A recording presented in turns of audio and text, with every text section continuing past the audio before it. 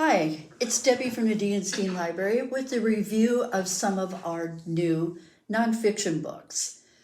The first one I'm going to be talking about is Philippa Gregory's Normal Women. Now, she usually writes fiction books.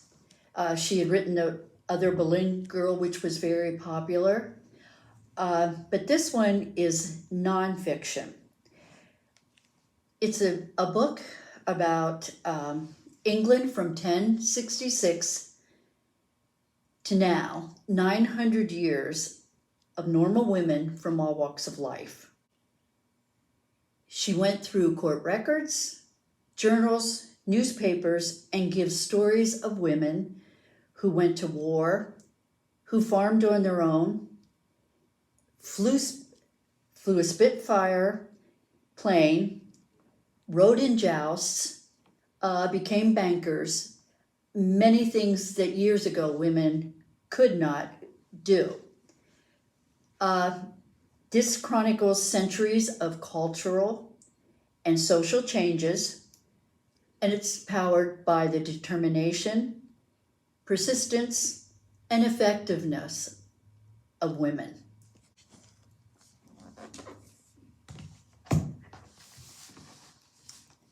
The next one is an unfinished love story, a personal history of the 1960s. The author is Doris Kearns Goodwin. Doris and her husband, Richard Goodwin, were married for 42 years.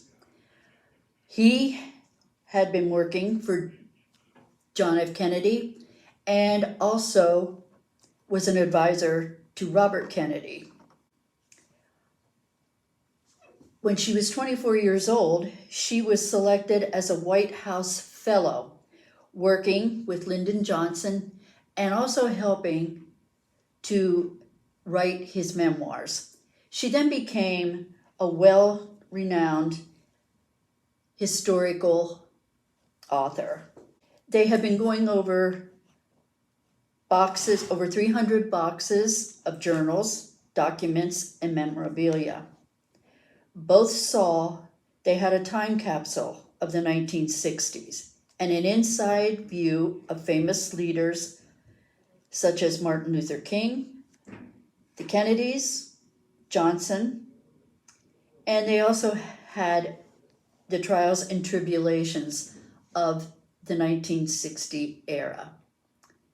The next book I have is Sociopath by Patric, Gagne, PhD. And actually Patric is a girl. When I say the name pertaining to her, it's Patric. Patric realized in kindergarten she made others uncomfortable. She didn't feel the same way other children did. Her emotions of fear, guilt, and empathy were not recognized by her. Mostly, she felt nothing. Trying to conform to a society that spurned anyone like her, she began stealing, lying, and occasionally became violent. During a college psychology course, she realized her diagnosis, sociopath. At the time, she then reconnects with an old boyfriend and sees beyond the diagnosis and that she is capable of feeling love. With help from many, Patric becomes a therapist herself and proves that people having the same diagnosis as hers are not all monsters. The last book I have is The Demon of Unrest by Erik Larson, who wrote The Devil in the White City and The Splendid in the Vile. So, The Demon of Unrest by Erik Larson is an account of the months between Lincoln's election and the shelling of Fort Sumter. Major Robert Anderson, commander of Fort Sumter and a former slave owner, who was sympathetic to the South and loyal to the Union, is a main character.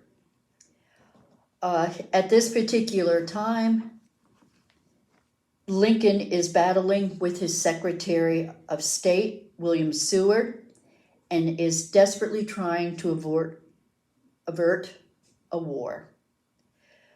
Lincoln wrote that the trials of the 5 months were so great that if he could have anticipated them, he would not have believed it was possible to survive. It was a very volatile time up until the beginning of the Civil War. From this political horror story, which led America to the brink and beyond, is a reminder we often don't see a cataclysm coming until it's too late. So those are the 4 books I had to review for this month. I think all of them would grab the interest of many of you. And I will see you next time.